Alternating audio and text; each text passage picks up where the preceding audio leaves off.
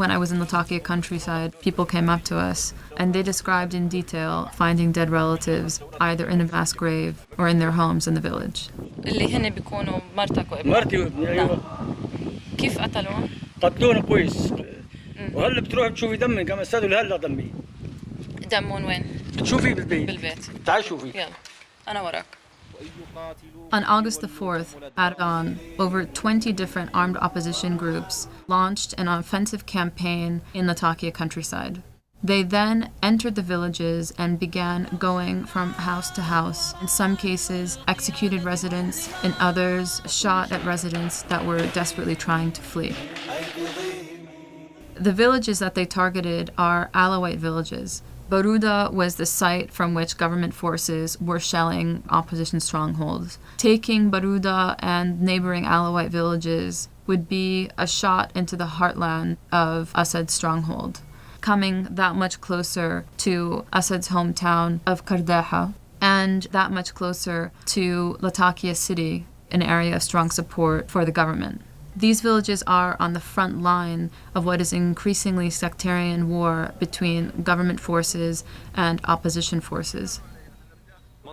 When we arrived in the countryside, what we saw was that village after village, homes had been destroyed, homes had been burnt, and that the population was by and large not around. One of the homes that I visited in Baruda was that of Hassan Shibli. Hassan Shibli told me how he had to make the difficult decision of fleeing in the morning hours of August the 4th, leaving behind his wife and his son who was paralyzed.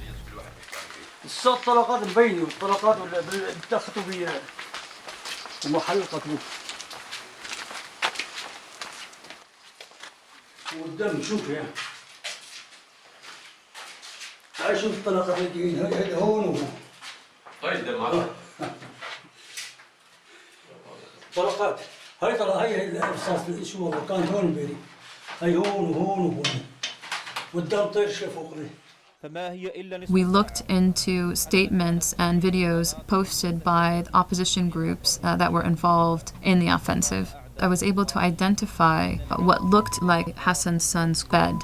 I then showed a screenshot of that video to a local resident, and she identified that person as Safwan Shibli. She also told me that the person that appears seconds later in the video was Safwan Shibli's mother. We know that she was killed after that.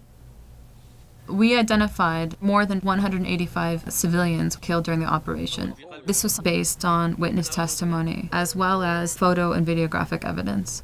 The footage and the photographs help to corroborate information that we receive from survivors, but it also helps us get a fuller picture of what happened on that day. One of the patterns that emerged was that opposition fighters were systematically killing adult men and trying to keep women and children alive to hold them as hostages. According to opposition sources, there are now over 200 residents from the area held hostage. We're not just talking about a few rogue actors.